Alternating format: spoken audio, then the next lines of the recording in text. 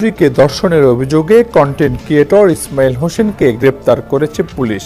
গতকাল রাত 12টার দিকে ওই কিশোরীর মা বাদী হয়ে ইসমাইলের বিরুদ্ধে নারী নির্যাতন ও ধর্ষণের অভিযোগে মামলা করেন। কান্দাছে, কান্দার পরে দেহরে আমি কই কিরে কি হয়েছে কান্দাস কে? কয় ইসমাইল আয়া হাইরা আমারে এই সব খারাপ কাম করছে। তা খারাপ কাম করছে পরে আমি আশেপাশে লোকেরা মনে করুন যে আমি জানাইছি যে ইসমাইলে এরম আয়া হাইরা আমার মেয়েরে লোকজনরে জানাইছি যে খারাপ কাম করছে।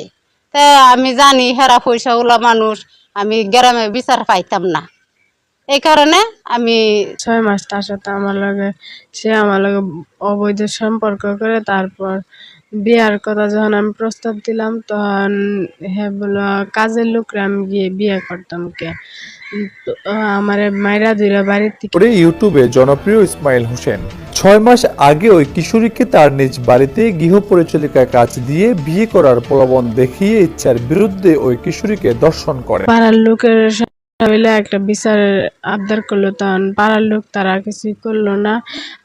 তাদের টাকা পয়সা বেশি আছে দেখে আমার মৃত্যুর ভয় দেখাইলো। বক্তব্যটা এটাই হচ্ছে যে ইসমাইল ভাইকে যারা চিনেন তারা অবশ্যই ধৈর্য ধরেন। সত্য অবশ্যই আমি উপস্থাপন করব। ইসমাইল ভাইয়ের বৈধ দ্বিতীয় স্ত্রী, সে মানুষের প্ররোচনায় যখন ডিভোর্স লেটার পাইছে মামলা দায়ের করেছে।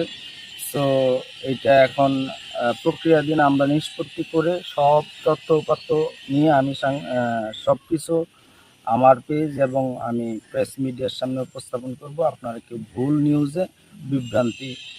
কিশোরীকে পুলিশের হেফাজতে নিয়ে মেডিকেল পরীক্ষার জন্য ময়মনসিংহ মেডিকেল কলেজ হাসপাতালে পাঠানো হয়েছে।